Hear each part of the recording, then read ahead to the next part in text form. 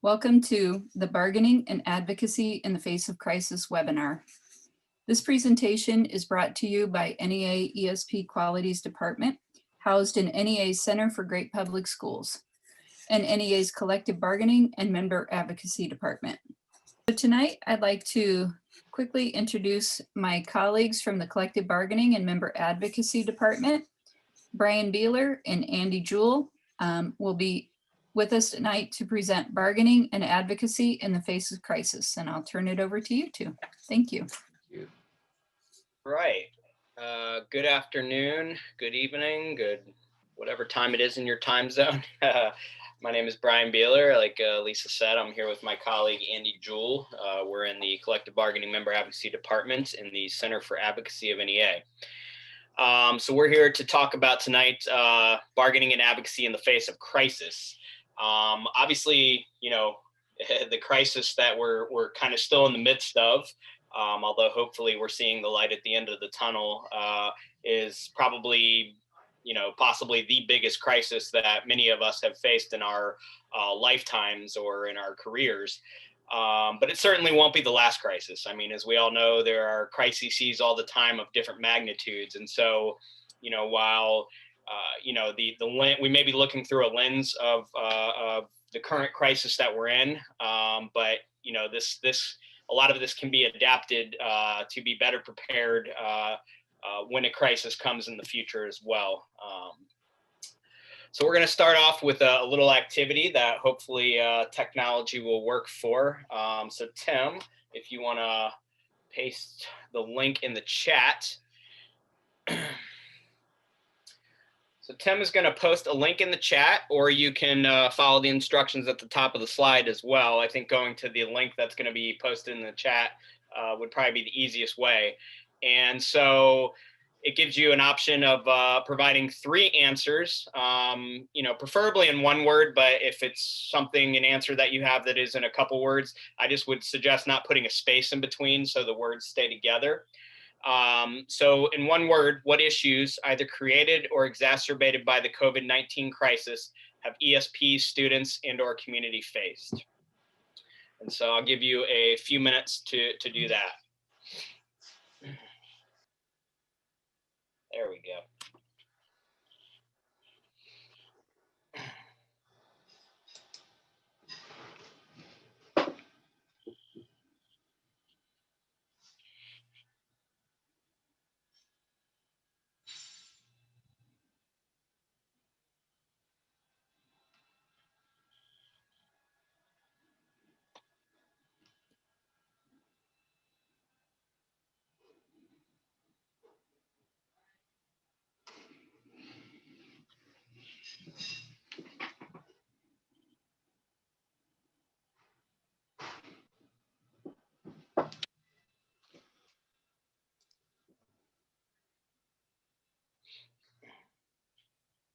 So while you're finishing this up, you know, one of the reasons we started off with this is because you know, typically in our advocacy, in our campaigns, they usually begin with the identification of what the issues are.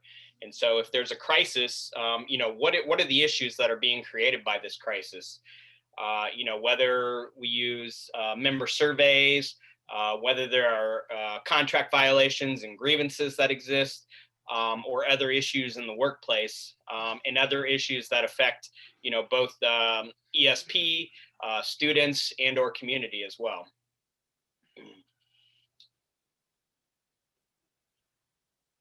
So it looks like some of the prominent answers, as you can see by the size of the words, it looks like equity is probably the highest or most common input. Depression, anxiety, fear. I see food insecurity, mental health, lost wages, shortages, health. Absolutely. These are all great answers and definitely the type that I would be expected, particularly in the COVID-19 crisis. You know, but what about some other issues that come to mind are, you know, what about privatization? You know, a lot of school districts, you know, the economy is hurting. because of the pandemic. And so, budgets are being squeezed. And so if districts may have already been considering privatization, or maybe it's something they're now considering, layoffs, loss of hours, the ability to afford bills and rent and things like that, hunger. I think we saw mental health trauma. So definitely, all of these are absolutely issues that are created or exacerbated by the COVID-19 crisis. So let's talk about some ways. How do we approach these after we identify the issues? I'm going to kick it to my colleague, Andy Jewell. Thank you, Brian. Good evening, everybody. Look at those bubbles. Brian mentioned privatization, and it struck me that all the changes through COVID, all the the incredible lack of stability in terms of jobs and assignments and work. That privatization has, in fact, reared its head out of this. Maybe it's through, where school districts are exploiting the moment. As a matter of fact, we have a local affiliate out of Pennsylvania that's going to go on strike tomorrow over outsourcing of paraprofessional and secretarial positions. I mean, these things are real that you put down on the in the bubbles, and that Brian's speaking of as well. But something else to think about too. That is real. That's a big challenge that a lot of our members are going to be facing. But there's opportunities too in this crisis and in all crises. This time, like all times, is a good one if we but know what to do with it. And what we do know is that there's $190 billion coming out of DC to fund education through the remainder of the pandemic and beyond, to address many of the issues that you all identified, on not just to make sure the buildings are safe to reopen completely in the fall and stay reopened, but to address issues of equity, to make sure that schools are adequately staffed, both teachers and ESP positions, to pay for these positions. All these things are created by the opportunity of federal dollars, of a larger stimulus package that we know. I'm not an economist, but this is different than the Great Recession. This is an episodic recession, and the recovery could, it probably won't look like it did 10 years ago in the Great Recession. So there are a lot of opportunities as well, and challenges throughout COVID and beyond. And what we want to talk about is, through our lens, the Collective Bargaining Member Advocacy Department, are really how is our voices heard around these issues? How do we get a seat at the table, or how do we get in the room where it's happening? So next slide, please, and let's talk about that a little bit. We are the National Education Association, and we represent our members, educators from throughout the country, public schools and some private schools for that matter, a few charter schools, teachers, ESP, all the gambit of public education. And within all our locals and all our affiliates are different,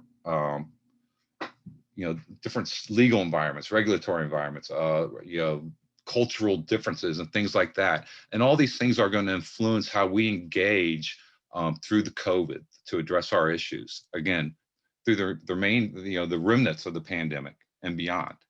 No one knows for certain how it's ultimately going to play out, but so there's some variation, but it's and we use these different processes depending upon the circumstances. Collective bargaining, which is what Brian and I spend the most of our time talking about in our jobs. The part where you actually have a formal bargaining agreement, bargaining relationship in place to address issues, wages, hours, terms, and conditions of employment. But even absent collective bargaining, there's other processes, meet and confer, where our members, their local associations, may not be allowed by law to collectively bargain, to engage in that form of labor contract negotiations, but they can still meet with. A lot of you all do these things already. And even just short of some sort of formal meet and confer process, informal discussions with management. And oftentimes these are collaborative processes, where we're doing interest-based processes to identify problems and to seek solutions that satisfy the mutual interests of the school district and our members and our students and the public as well. Through structures we have in place, committee structures and, you know, enforcement of laws, contracts, things of that nature, policies. And then ultimately as an association, as our president, Pringle likes to say, the largest union in the country, then collective action is always a part of our conversation about how our voices are heard. Just a quick note, I have been around the collective bargaining arena for a long time. And, there were some days when I thought I had brought a particular set of skills to the bargaining table. But what I've also learned, and, with much humility over the years, is it doesn't matter who your negotiator is or how competent your team is, absent that voice of the membership, of the broader membership, of the community, of the people that, we work with and serve every day. That is ultimately how we can, the best way to make sure our voice is heard. And Brian's going to spend, I think, a little time after my segment talking about those and sort of in practice. I really want to focus more on these processes, and let's delve into those a little bit. Next slide, please. So how have associations, how have our local, local unions, local associations been engaging since, this thing, the pandemic started? Well, again, it varies. Again, and it's dependent upon sometimes like the state laws. Like we said, we look at oftentimes our country, the map of the country we look at in CBMA is whether or not there's a bargaining law in that state, or whether or not bargaining, there's no law per se that makes it mandatory if you reach a certain threshold of if the union's elected as a bargaining rep, maybe it's permissive. And what that means, we have several states where bargaining is in fact a permissive. If the board is willing to bargain with you, they can and will, and they can stop if they choose not to later. For example, just 2 weeks ago, Virginia became a newly designated permissive bargaining state. Up until 2 weeks ago, educators and other public employees in Virginia had absolutely no right to collective bargaining. It was prohibited. Now, if the school board elects to, agrees to meet with the union, they can negotiate our wages, our terms and conditions of employment. So all these things are going to influence how we deal with addressing these issues in normal times, and certainly in COVID as well. And it's not just it's not just the bargaining formal or mandatory process or permissive, but we also have other protections that we use to trigger our conversations around COVID over the last 16 months. There are protections that are granted, health and safety protections through different laws. Certainly, there's even policies and school board policies that that fall outside the arena that you can seek to make sure that our folks are properly protected and the students or and the schools are safe. And again, how you're going to approach working through COVID and beyond is also going to be dependent upon your relationship with management. Quite frankly, there are within and outside of formal bargaining, there are relationships where there's a natural ability through hard work to work in collaborative ways to jointly problem solve. And oftentimes those locals have been extremely effective. Those school districts working with the local associations have been extremely effective and quite frankly, oftentimes more nimble and dealing with the challenges as a result of the pandemic. However, of course, that's not always the case. We're not always invited to have a seat at the table, and we're not always invited to be in the room where things are happening.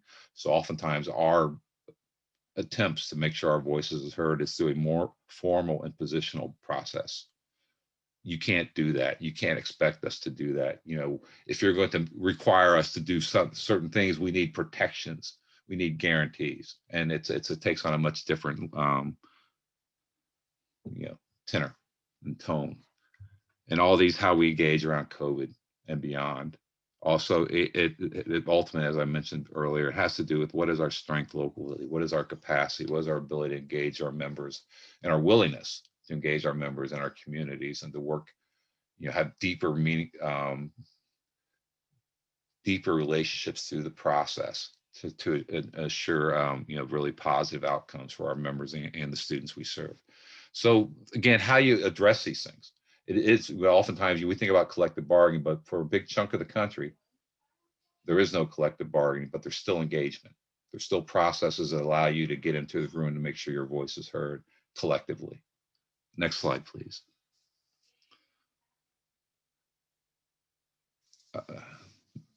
Next slide, please.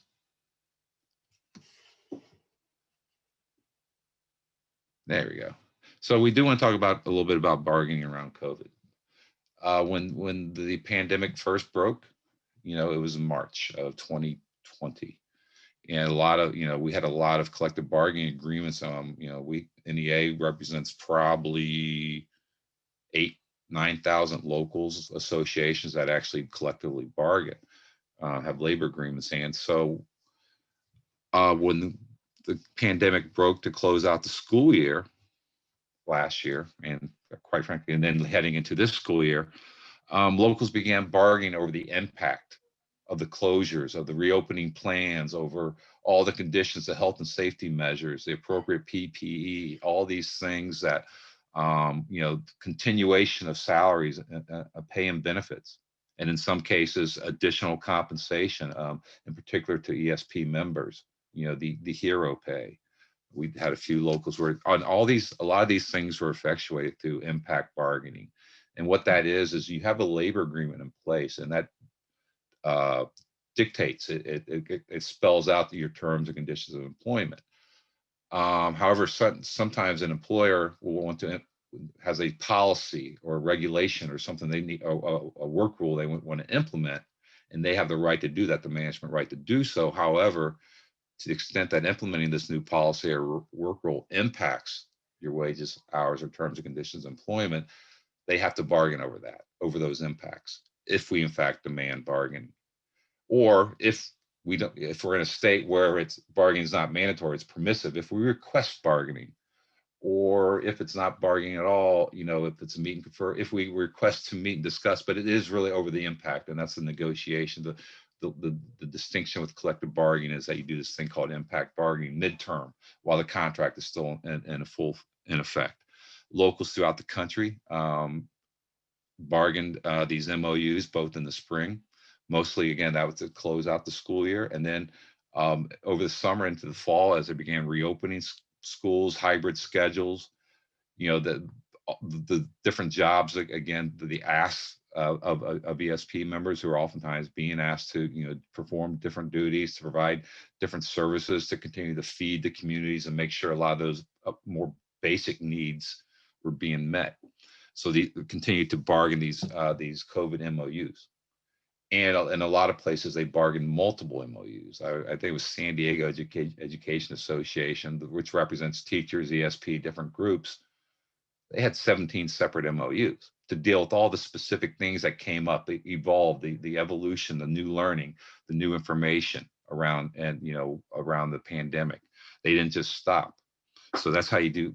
That's impact bargaining. Now, the thing about impact bargaining, the drawback is, the school board may be required to bargain over that. Even if you got a contract that says that has a zipper clause, and a zipper clause is something that says that we don't have to bargain anything else now that we got the contract wrapped up.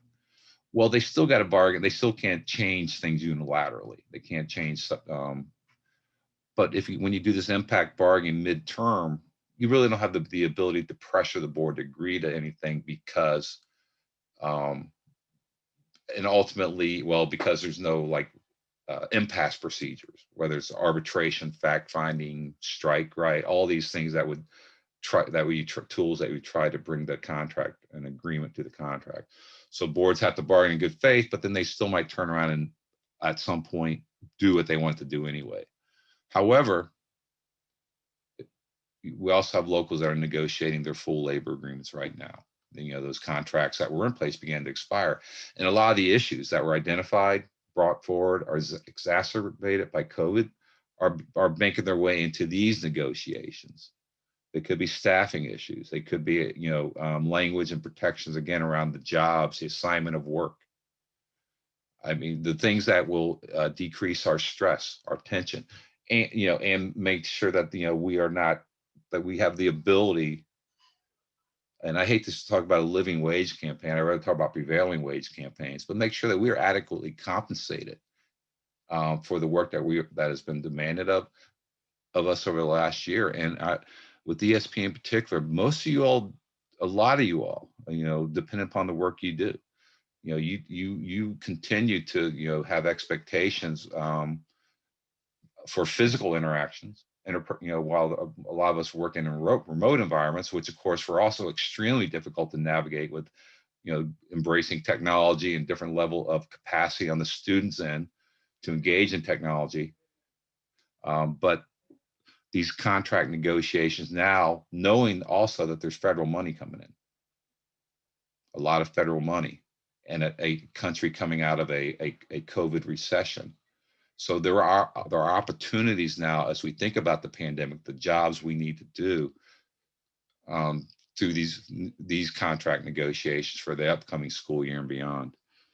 So that's how we bargain around the COVID, and whether it's creating these separate MOUs or through our full negotiations of our full contracts. Next slide, please.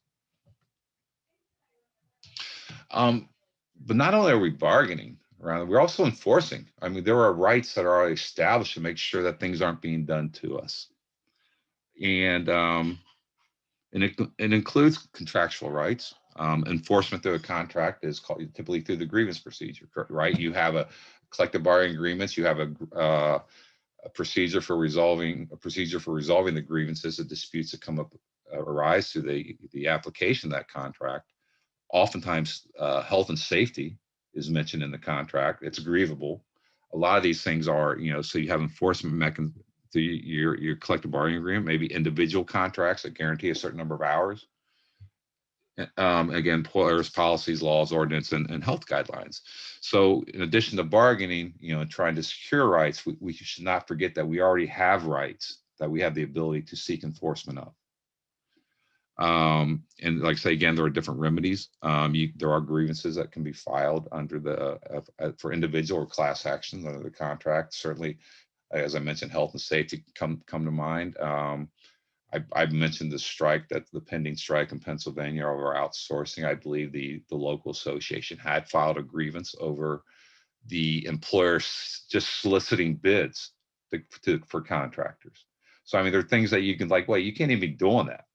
Not only are not only can you not do that, you're not supposed to be going through the process of doing this. So, there are procedures, the grievance procedure that can cover an array of things. That's something interesting going on. Is that my screen? Okay. So you have these formal remedies, and then there are other, again, even absent a collective bargaining agreement, you might have procedures through the school board, relief procedures in terms of school board policies. And we also know that when it comes to bargaining, employers in a bargaining state have legal requirements around bargaining. If they refuse to engage in impact bargaining, well, we have remedies by filing unfair labor practice charges with the labor boards and things like that. And then there ultimately can be legal challenges in court. There were some challenges that were filed in courts, saying these schools are being opened under unsafe conditions. Now, we did not prevail in a lot of those lawsuits, if I'm accurate. But these are the remedies that are available to enforce our rights that exist. And again, when you're looking to make sure that your rights are being honored, it isn't necessarily just through a formal grievance or an unfair labor practice. Talking to the administration, having collaborative processes in place to work out issues before they become large. Oftentimes, a collective bargaining has a grievance procedure that includes an informal step prior to filing. Say, let's talk about this stuff. Do we have processes in place, labor management processes in place to do problem solving and to work out, our issues together. And of course, again, with COVID, there's a lot of health and safety stuff, and a lot of our members are certainly on the front lines in terms of monitoring, enforcing the health and safety requirements. And you always want to make sure that we can speak out. Our individual members can speak out if they say something, they're not going to be treated adversely because they're a whistleblower. And just a note I'm seeing here at the bottom of this slide reminds me too. Oftentimes folks will say, like, if you see something, a concern, a health and safety concern or something, that's out of whack, report it to management, your supervisor. That's fine. But in our world, I think you should always also report it to your association rep. I mean, that makes sure that we know we can tell the boss, and depending who your boss is, they may or may not listen, but by keeping your association in the loop if you have concerns, and not just going straight to management, but making sure that the association has the capacity through whatever mechanisms it has in place to resolve issues, and to make sure to seek enforcement. There's a very good chance that your association is going to be more concerned about your interests than the person in administration, except for the one participant tonight who is an aspiring administrator. I know that person will be top notch. Next slide, please. A lot of ways we've dealt with COVID is, again, the ongoing issues around COVID. And again, health and safety, staffing, the model of instruction, the degree to which schools are open, how many kids are on a bus, all these things. There's oftentimes labor management committees that are in place. And again, this is irrespective of whether or not you're in a collective bargaining environment or one where there is no collective bargaining environment. Oftentimes where there is a collective bargaining agreement, the labor management committee language or provisions are included in the contract. They can be general labor management committees or sometimes topic specific, again, health and safety, workload, compensation committees. All ad hoc committees address different issues, but certainly generally at least a general joint labor management committee. And quite frankly, a lot of these are in place, or at least the idea, the concept is in place and school districts across the country, but they're not always operational, or they haven't operated at full capacity. So the COVID has created, that's one thing I've heard constantly amongst staff throughout the country. We got a lot of committees that are operating now because we are sitting down with management and discussing these issues through this new existing or repurposed or newly resurrected committee to begin to talk about the issues related to the pandemic and the conditions that are brought about within the schools. And when you think about labor management committees, using that as a process for having our voices heard, these are typically things, a good practice in terms of committee structures is make sure that you understand through contract or whatever memorandum of agreement or process outline that it gets into the roles and responsibilities and who's on it, the composition, how do you get information, what sort of authority does the committee have? Are you just typically they don't have final authority on things, right? But the right to investigate things, mitigate, communicate, education, all these things come into play and can be addressed through joint labor management committees. And again, these are oftentimes were added to or expounded upon in the MOUs that have been negotiated since COVID. So we can bargain to get our voice heard around these issues. We can seek enforcement through formal and informal processes, and we can use labor management structures, joint labor management committee structures to keep the conversation and the dialogue ongoing and fresh. Next slide, please. Additionally, again, we're as President Pringle says, we're the country's largest labor union. And for any labor union to be worth its salt, there has to be the capacity for our members to engage, a willingness to have their voices heard in a collective or concerted manner. Now that can mean a lot of different things. For example, tonight, Brian and I are both wearing our ESP t-shirts from the conference. We're wearing our colors to identify that we are we are united and stand in solidarity for this presentation. But there are other ways to act concertedly, to engage in collective action. And, I know Brian's going to touch on it more. Sometimes the simplest thing that is something that haven't necessarily always done well. And that's by being very open and transparent in what we're doing, the course we're taking, the demands we're making. But all this comes around to like, how do we make sure our voice is heard through this crisis, through this pandemic and beyond? And many of these practices that are, have a long and rich tradition within, labor and labor unions and education associations, it just gives us a chance to look at them in a sort of different way. Again, because we have to react to the pandemic, to the crisis.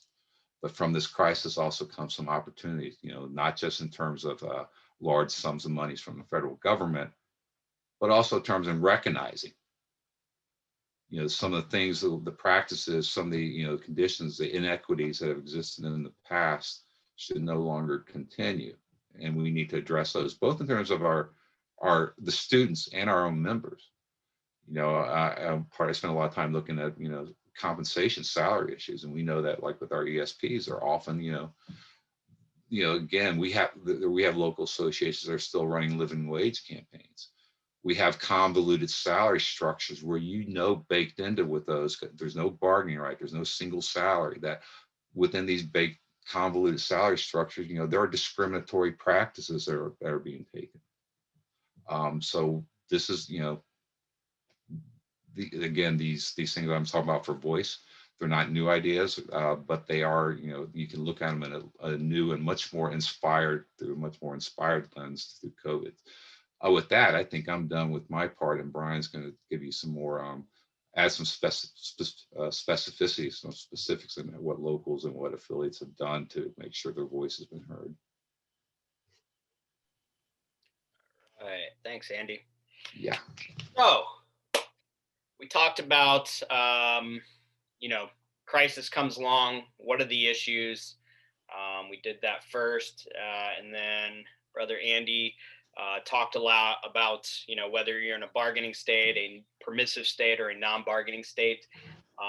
Some of the ways that you can advocate for those issues, whether that is bargaining, which includes contract enforcement, whether that's meet and confer processes, or general joint labor management committee structures.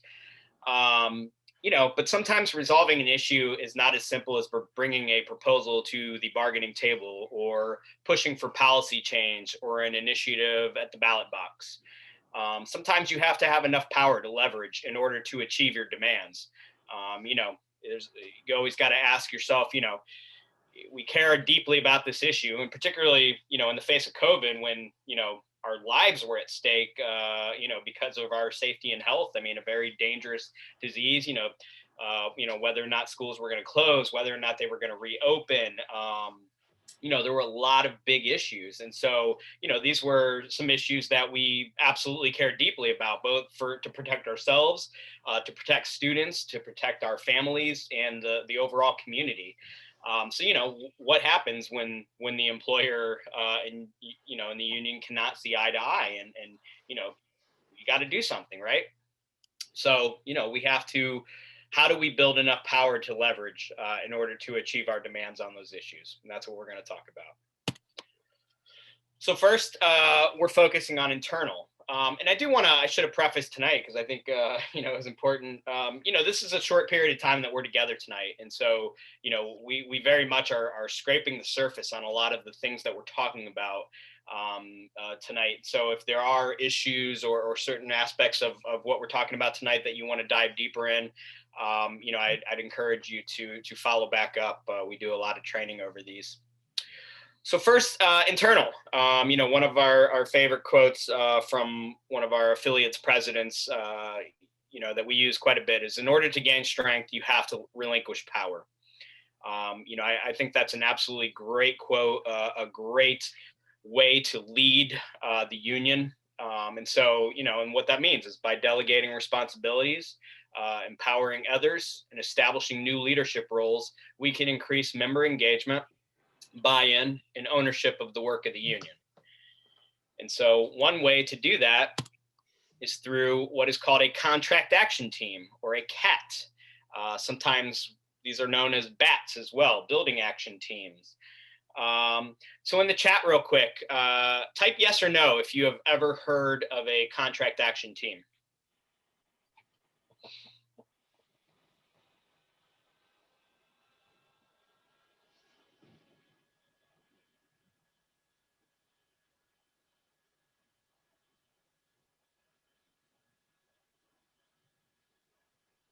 Okay. Started off with a lot of mixed responses. Now I'm seeing a lot of no's.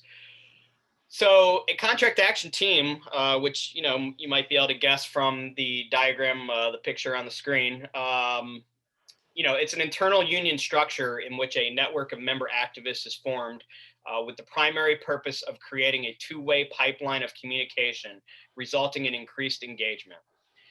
Probably the most common structure, absolutely the most common structure that our local affiliates have across the country is, their association rep structure, the ARs, their building reps, their stewards, whatever you call them in your local. I know from my experience of being a UNISERV director and representing locals out in the field, we lean on those association reps very heavily. And, quite frankly, it leads to a tremendous amount of burnout. And I don't know how they do it year after year. And sometimes they don't. And sometimes it's very difficult to find members to fill that role. Or to find good members to fill that role, because a lot of times you have stronger ARs and you have those that are not as strong. But it's very difficult, again, when we lean on one or a couple people in a building to carry the load for everything we need, whether that's communication, whether that's membership recruitment, whether that's defending our members who are called in for a disciplinary meeting or whatever. It's a lot to shoulder.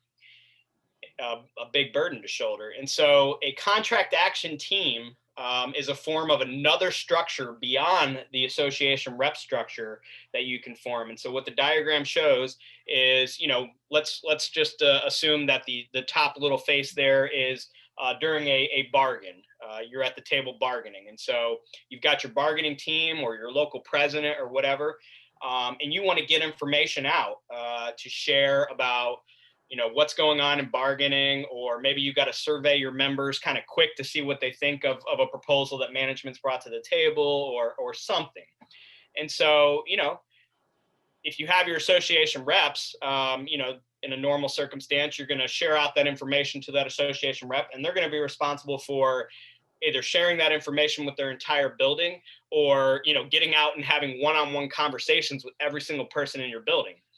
And that can be problematic if you have a big building and, the time that you have to do that is the time that you're supposed to be doing your day job. And so it's very difficult. And so with a contract action team, information gets shared down to the buildings. And let's just, a standard practice of the amount of people that you want in a contract action team in each building is, let's say, one contract action team member for each 10 members in your building. And so by dividing that up and by recruiting enough people to be responsible to talk to or to gather information or share information with just 10 people, you're lessening the burden on each individual person, making it a much more achievable task to communicate. And that's two-way communication as well. You could share information with your members, and you can gather information to share back with your bargaining team or your leadership or whatever. And so you're lessening the burden, you're making it a much more doable task to communicate with your membership in each building. And B, if you look at each person that is a member of the contract action team, you're also creating new roles and new opportunities for members to get active and involved, which definitely is a way to strengthen the union. So that's just one example of internal engagement. External. One of my favorite quotes is by the current Chicago Teachers Union president. This happened when he was formerly the vice president. He was asked, what's more important, organizing your membership internally in the union or organizing the community externally? And that was his answer. He said, that's like asking what's more important, to breathe in or breathe out. This union, it became second nature. It became just as important to organize their members internally as it was to engage and organize the community. And that's how they've built power there. And so, no different than the way we engage members internally, we want to strive to develop deep transformational relationships with parents and individuals or groups that are a part of our community. This means engaging the community early and often, not just during the campaign or, when a crisis moment happens, right? So this is one way to look at it, for locals that have really not been involved with engaging the community, this could be a new paradigm. There are locals throughout the country that actually have been doing this work for quite some time and have very much made it a part of the work of the union. But I would say for the majority of our locals, a lot of this work is new, in terms of not only just engaging the community, but really developing those relationships, those partnerships, where it's constant communication and constant engagement with, the union, finding ways to support issues that are important to parents in the community, as well as parents in the community, finding ways to support the union issues, whether in bargaining or other forms of advocacy. And so, community, the old way is community engagement as an add-on to the union's work. And again, a lot of that happens when we're in crisis, when, it's the last ditch effort. We can't leverage our power. We don't have enough power. And so, we got to get out and talk to the community and get the parents on board. And, sometimes that works, sometimes it doesn't, whether it's too late in the campaign to really, get the type of engagement or buy-in from parents in the community that you need, or whether it backfires, maybe because you don't have that relationship and maybe they don't really understand the issues, maybe they're not going to be on your side. And so, it is important to make this a part of the union's work from the get-go and as a constant, in order to build that power.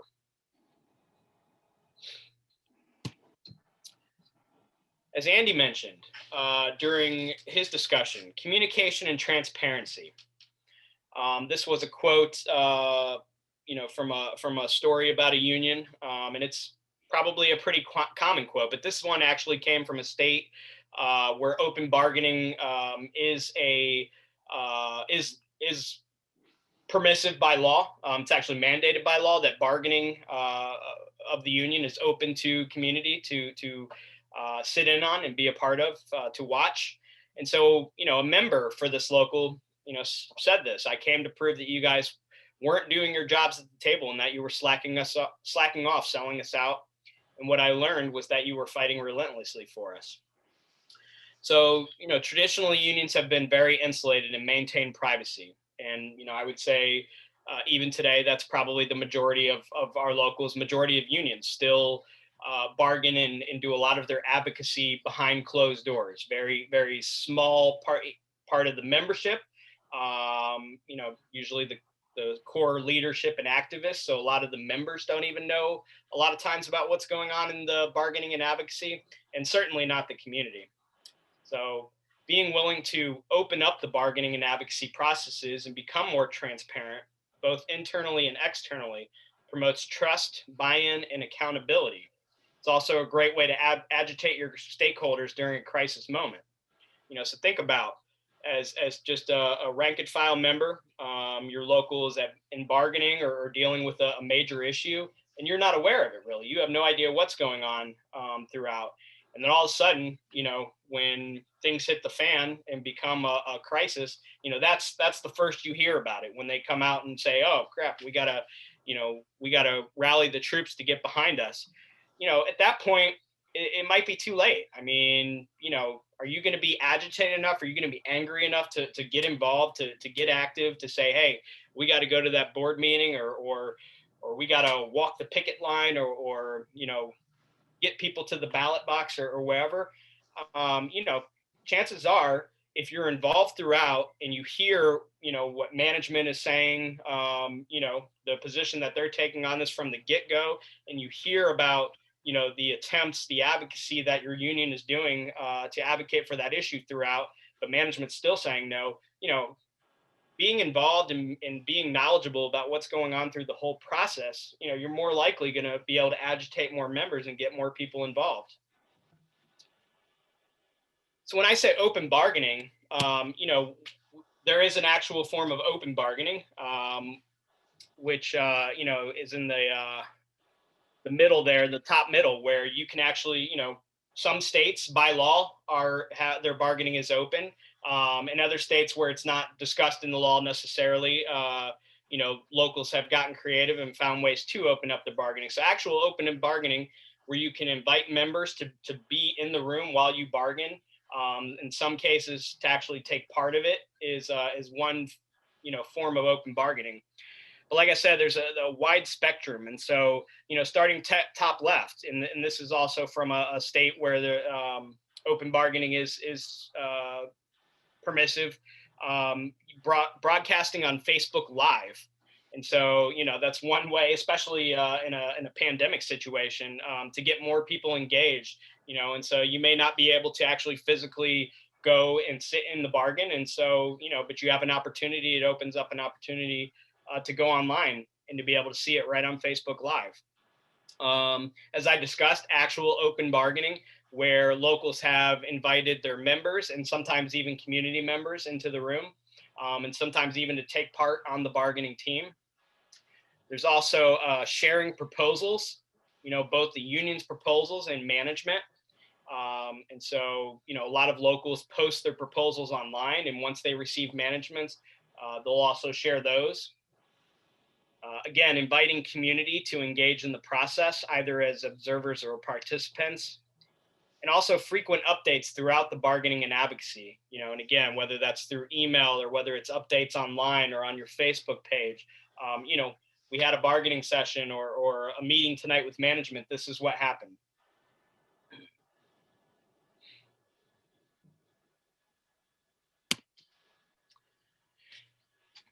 And then lastly, do not allow the union to rest on its laurels. The work of the union can be long, arduous, and thankless journey. Whether it's bargaining, whether it's, advocating for policy or for legislation, so it's important, absolutely, that we take time to celebrate and reflect after achieving, great accomplishments, or even if we don't achieve the accomplishments, it's good to reflect on that. But in order to truly harness the power of the union for the long haul, the work must continue beyond just the cycle of negotiations, the political campaign, or trying to exert the pressure on a school board.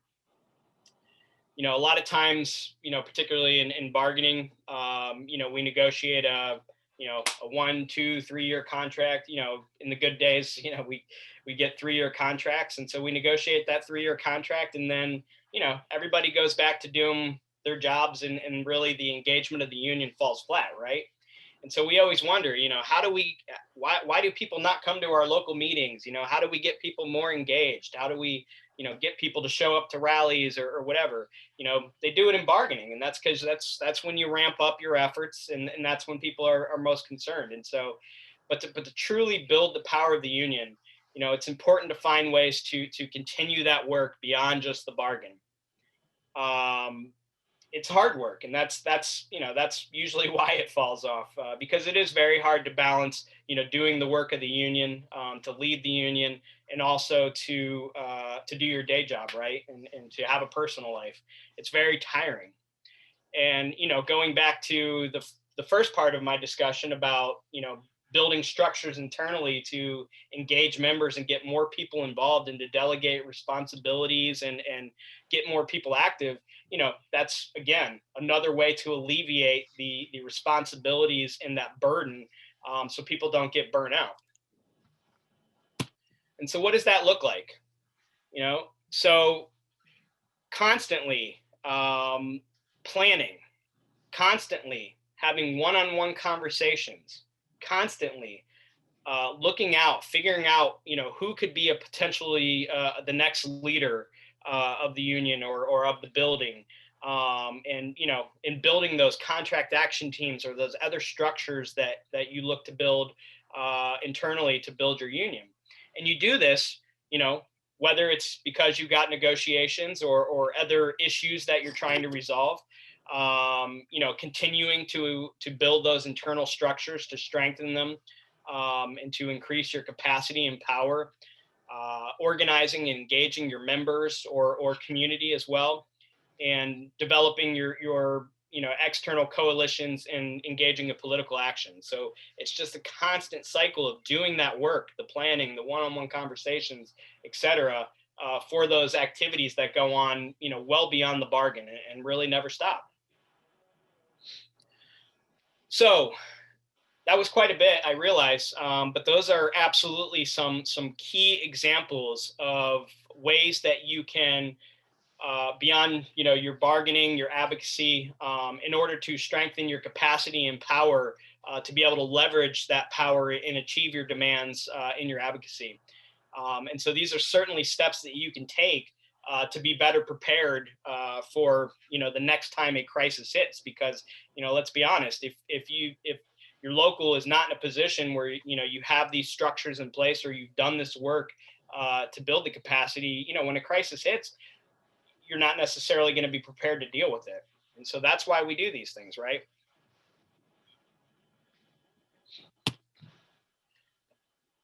So let's look at job security and some tough considerations. One issue that we are seeing materialize in the pandemic crisis, or that we have seen, is that of ESP job security. Both in terms of the threat of reduction in force, and that can include, of actual jobs, layoffs, or reduction in hours, as well as the work that ESPs are being asked to do, which may differ from your normal job. You're being asked to do, other things. And so we want to protect the integrity of your career, such as para-educators being asked or directed to perform sanitation and cleaning duties, right? We've been asked to do a lot of different things during this pandemic. So what steps can be taken to address these types of issues? Well, we can examine the financial situation. Are RIFs, reduction in force, layoffs actually necessary? Or is the employer exploiting the crisis moment in an effort to move towards privatization or subcontracting? Can ESPs perform the work versus allowing volunteers? Are there sources of federal funds? As Andy mentioned, absolutely there are now, that can be tapped into to alleviate those financial pressures. Can we negotiate an MOU or engage in impact bargaining or meet and confer or utilize our labor management committee structures? And finally, leaders at every level have been singing the praises of the work that ESP are performing in order to make sure that kids are fed, buildings are safe, etc. And in many cases, ESPs have been treated as though they are essential employees, right? So while the sentiment by many may be to feel lucky just to have a job, and I actually think I saw a question come across that we'll probably address after this, it also may be time to consider going on the offensive, considering the high favorable positions of public opinion and attitude toward ESP staff.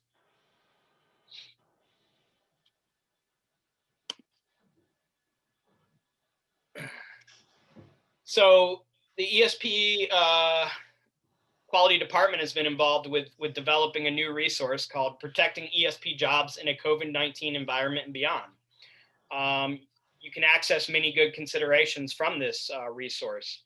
So this guidance will help local leaders and affiliate staff secure protections for ESP jobs now in the midst of the crisis, as well as in years to come when the long-term impact of the pandemic may be realized. It outlines specific issues and key considerations related to securing protections for ESP jobs in a COVID-19 environment and the processes through which locals can negotiate and collaborate to address ESP job protections. For example, learn how privatizers are actually more vulnerable during a crisis like COVID. So you can download the guidance, I believe, from the chat box after you have completed the evaluation at the end of the webinar. And you can also email our colleague in ESP Quality, Jenny Young. Her email address is there with any questions about it.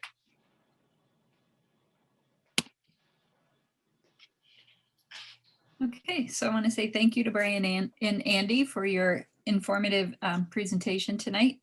At this time, we will open up the floor for Q&A, and I'm going to turn it over to my colleague Jenny Young to facilitate this portion of the webinar.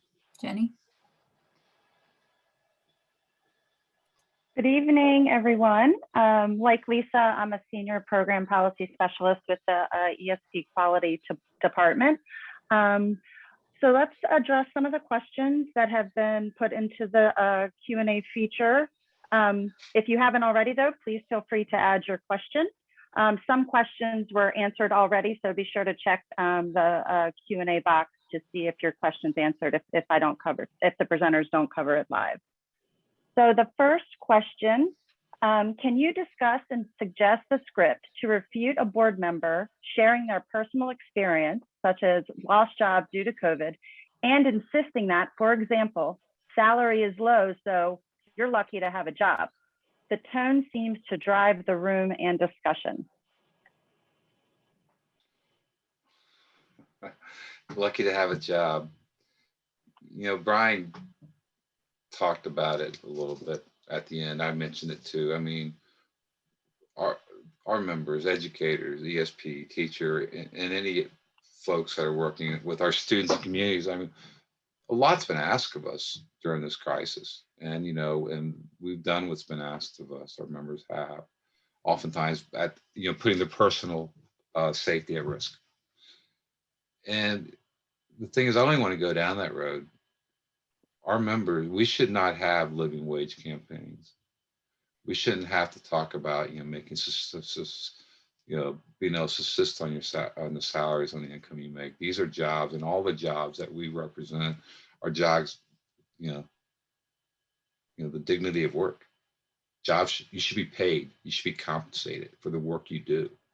You should be compensated fairly, equitably, adequately for the work you do. So the work we do is important, it's vital. And don't, you know, we're tired of people undervaluing it. If in fact, these salaries were adequate, if they're, you know, appealing, we wouldn't have a shortage of teachers. We wouldn't have a shortage of paras. We wouldn't have a shortage of trades positions, you know. But, you know, if you want the public education system that you claim you want, part of this equation, it's a job. Part of this equation is paying people well. I mean, I know that's a long answer. We're supposed to talk like in very short bullet points, but, you know, that we've been hearing this forever. The 21st century has been hard on education. We started off with the ed reform movement, where everybody's going to be, you know, corporatized, and you know, we're going to get rid of, you know, tried and true structures for pay and try different methods, and you know, everything's just like, and then you look back and like, wow, we've lost ground over 2 decades, and we cannot let it happen again. We cannot let this pandemic, this crisis, have the same result as the last one, where people fall further and further behind, and we have a problem with attracting and retaining our quality educators, and we give these school boards excuses, say, now I got to go on contract. I mean, the reality is that we should ask for better pay unapologetically. Why wouldn't we? But Brian might have a different answer to that question. Yeah, I mean, I would say it's hard to like answer with a script without knowing some of the context potentially of you know, True. who this board member is, and you know what their feelings of the union are, what type of work they do, what type of public spaces they might be saying, you know, you should just be lucky to have a job, you know.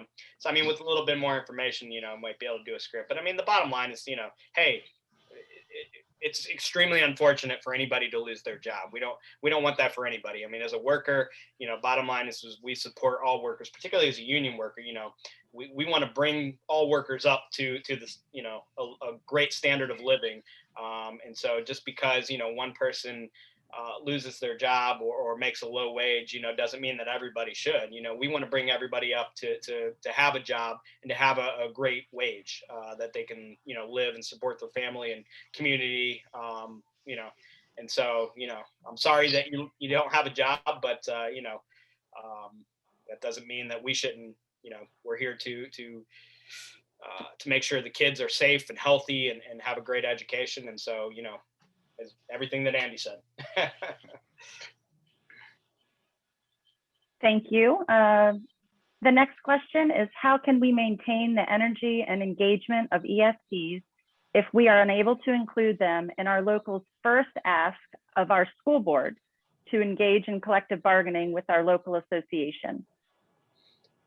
Yeah, so I saw that one. I guess I'd want a little bit more information about, you know, why you're unable to include the membership, you know, and maybe not, directly in the first asks of the school board to engage in collective bargaining, but, there are other ways I would think that they could be involved. And so, a lot of the things that I talked about being, more open and transparent with the membership, sharing information, giving them updates about what's going on.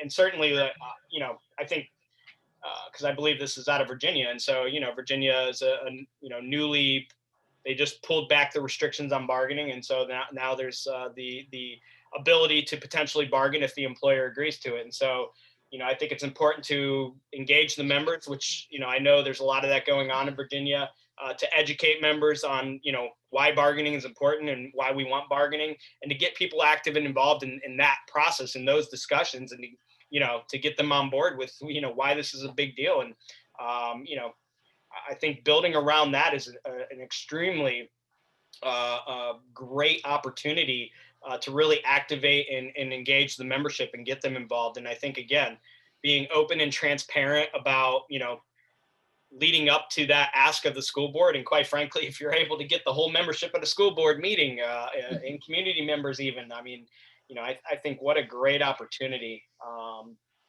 Andy, I don't know if you have anything to add on that. No, I couldn't add anything more.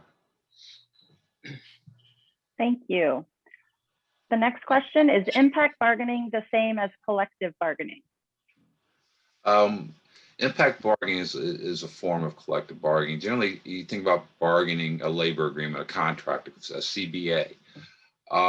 There's kind of like three parts of that, or three types. You have the full-blown contract negotiations, full bargaining, bargaining the successor agreement. So, the contract expires June 30th. The board has a set of proposals. The union has a set of proposals. That's one. You might have a reopener negotiations during the term of a contract.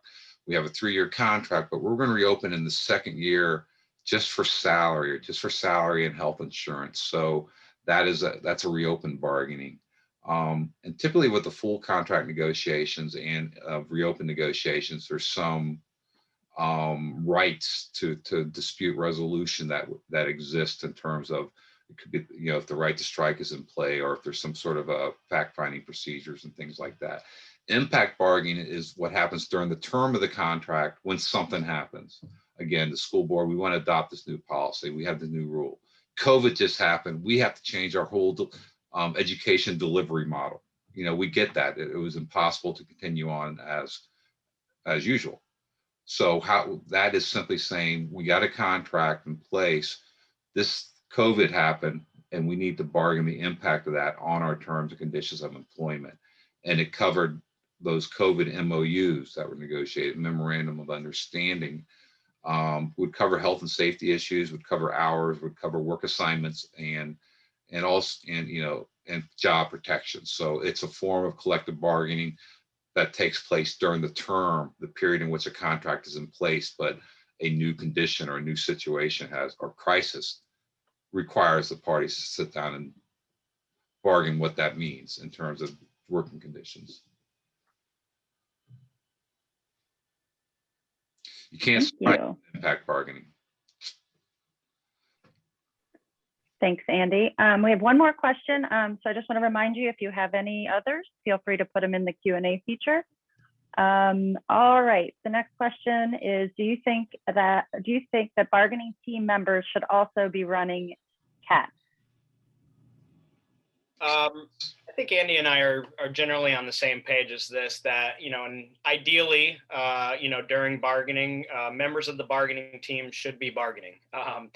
Being at the table and is a very difficult job in and of itself.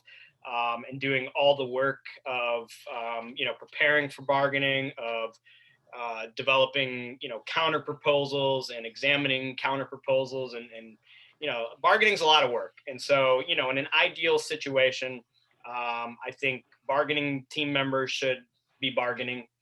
And the work of the contract action team can be a lot of work as well. And so, I think in an ideal situation, I think having those separately and having people with different roles is the way to go. Understandably, not every local situation is going to be the same.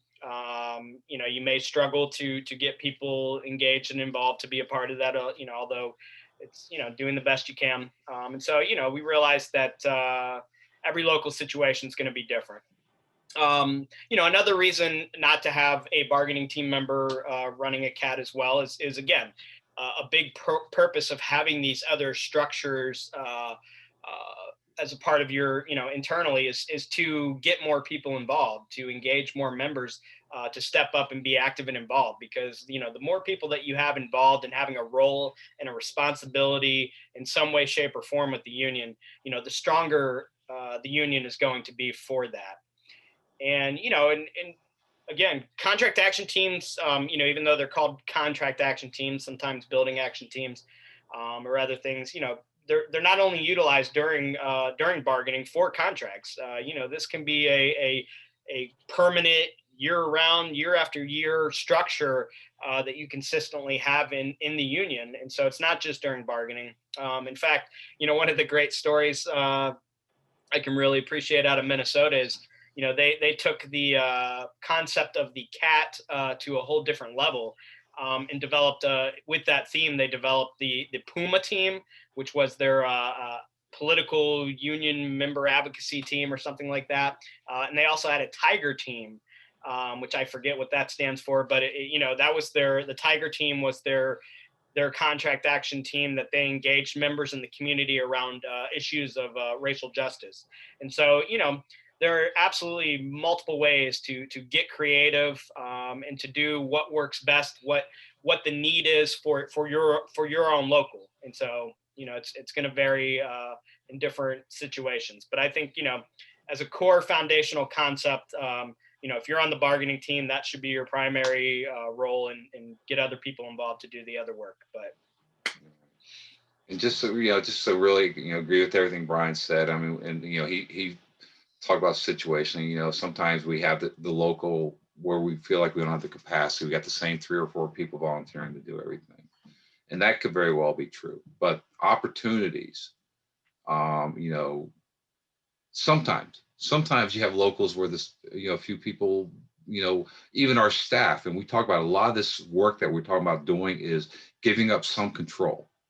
Don't have to do everything, and you give some control and you build power by engaging more members, giving them more jobs to do, around the communications and the contract action teams, or research and resourcing, all these things, and this is a big cultural shift that, that there are circumstances, and then there are, practices that we've done just because that's the way we do it. And that's what we try to challenge people is anytime you have an opportunity to bring more members involved, to communicate, to give them more timely and complete information, it's how you get stronger in the long term. So there are natural barriers, but then there's things that we just need to change the way we approach this, and really actively and thoughtfully in our planning make sure we have these processes in place with people who are not the same people all the time. Great, thanks to you both. Seeing that there are no other questions in the Q&A feature, we're going to close out this portion of the webinar. And before I turn it back over to Lisa, I wanted to thank both Andy and Brian again for a really wonderful session. We appreciate you taking the time to share your expertise with ESP members. So I'm going to turn it back over to Lisa. To request a general session-specific certificate of completion as a participant of the recorded session, please send your request by emailing espqweb@nea.org. Again, that's espqweb@nea.org. All requests must include the session title and the on-screen certificate completion code, which you see in front of you. Session certificates will not be provided if your viewer code is not included in the email request. Note, due to limitations in our ability to track attendance after live sessions, requests for personalized certificates will only be provided for participants of live webinars whose attendance can be verified. The certificate received for viewing recorded sessions will be session-specific, but will not include personalized names. On behalf of the Center for Great Public Schools, NEA ESP Quality Department, I would like to once again thank our presenters for tonight's webinar presentation, and thank you all for your participation. Stay safe, stay healthy, and good night from the NEA ESP Quality Department.